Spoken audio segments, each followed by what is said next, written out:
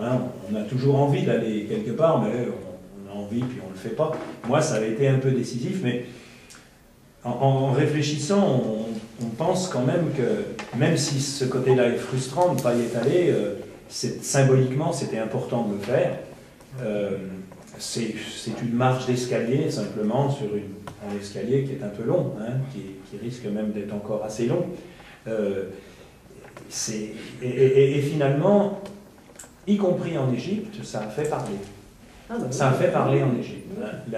Il y a une photo, là. Elle était Malika, là, sûrement. Je vous la montrer. Oui, moi, ce que je trouve aussi important, c'est aussi le fait qu'il y ait des participants, bon, pas tous les pays, mais quand même de plusieurs pays qui se rassemblent.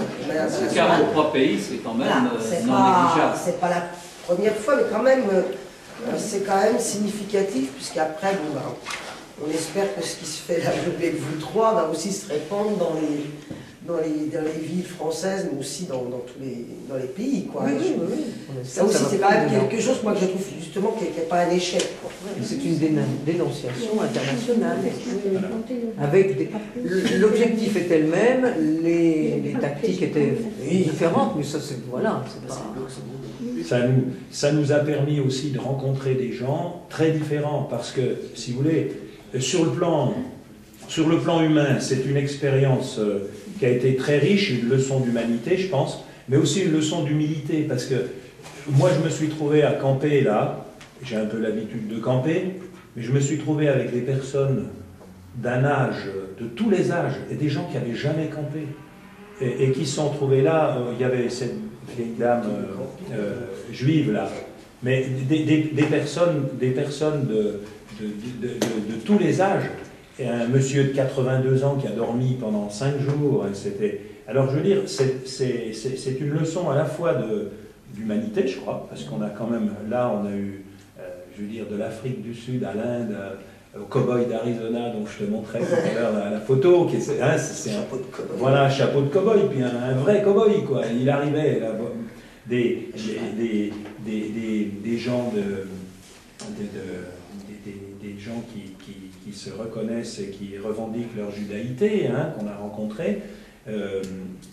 Moi, j'ai trouvé ça vraiment très intéressant, quoi, parce que c'est totalement à l'opposé de l'image des baroudeurs, quoi. Je veux dire, on n'est pas des hein, vous voyez, bardés avec non, c'est pas ça. C'était des gens, il y a des gens vraiment de tous les jours, quoi, qui avaient une conviction en commun, et c'est des discussions très intéressantes, hein, parce que c'est long, 5 jours comme ça, hein, avec des remises en cause permanentes.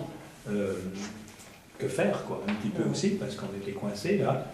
Et moi, j'ai trouvé que ça donne une idée. Il y a des gens très différents d'ailleurs, y compris des gens qui peut-être n'ont pas forcément tous les mêmes options philosophiques et politiques. Hein.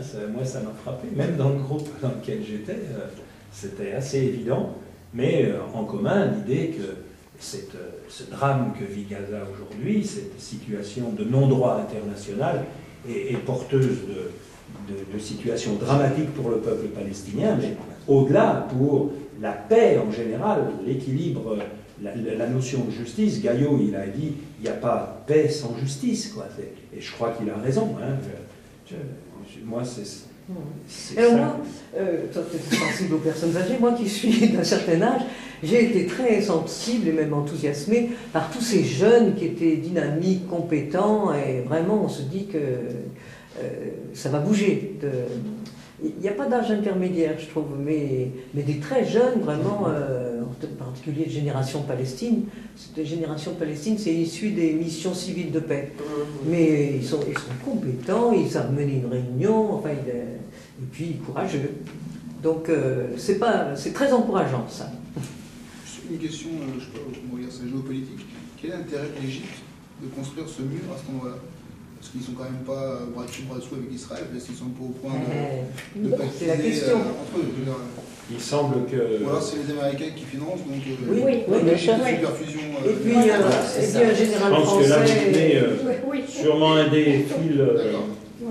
Un général français supervise. Hein.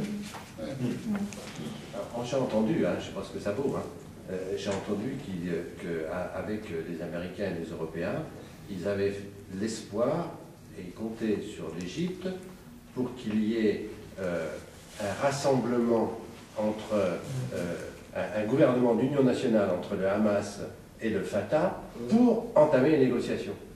Et que pour eux, c'était un moyen de leur dire, eh bien, vous allez être encore plus enfermés si vous ne faites pas cette union nationale pour discuter.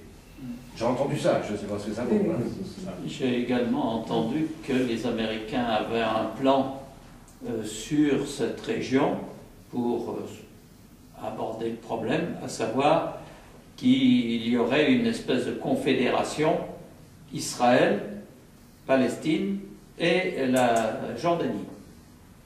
Et que les Égyptiens étaient hors de ce contexte de, je dirais, décision, et que ça entraînait un raidissement, je ne sais pas si c'est le bon mot, de l'Égypte qui se trouvait un peu mis à l'écart des décisions.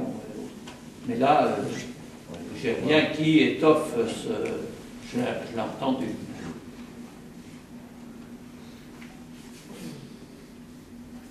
Mais pourquoi l'Égypte, ses intérêts, effectivement, sont pas évidents. Ben, l'Égypte a une économie très, très faible, Oui, une pauvreté, Et donc, l'infusion il y a américaine, voilà. l'argent américain qui arrive. Ouais. Je pense que... Enfin, Et alors, peut-être la population égyptienne serait quand même à mon avis plus proche des Palestiniens. des Palestiniens que des Israéliens. Ou alors, Ah oui, ah oui, ah, mais ils ça sont c'est quand même sûr. tapés dessus pendant un certain nombre d'années quand même. Oui, ça c'est sûr. Bien sûr. Donc, Mais des Égyptiens avec lesquels j'ai discuté à Port Saïd c'était beaucoup plus, moins de policiers, une ambiance beaucoup plus calme. Et on parlait de Moubarak, il nous disait Moubarak est bien pour l'international, mais pas pour le peuple juif. Pas pour le peuple égyptien. Pas pour le peuple égyptien, pardon. Ah oui, là c'est Ah oui, oui. pauvreté et régime très dur, quoi. Pauvreté et régime très dur. Ouais. Après, Et puis Mais- sous-information aussi. Et parmi Manipulation. les éléments, c'est le problème interne de l'Égypte avec les frères musulmans. Aussi. Oui. Or, le Hamas, je dirais que c'est la même tendance au point de vue. Donc l'Égypte a peur du Hamas. Donc c'est peut-être un des éléments Un Qui- élément important. qui joue sur ce mur, mais qui va coûter une somme fabuleuse. Parce que c'est avec des plaques d'acier qui viennent spécialement des États-Unis. J'ai vu à un endroit que ça aurait un coût similaire au barrage d'Assouan. Il faut dire que c'est sur une longueur de 14 km. Des profondeurs, donc la profondeur du mur, c'est une trentaine de mètres. Et qu'en plus de ça, il y a des circuits d'eau de mer pour arroser ou en permanence pour noyer des éventuels tunnels. Donc 14 km, il faut déjà des pompes baraquées.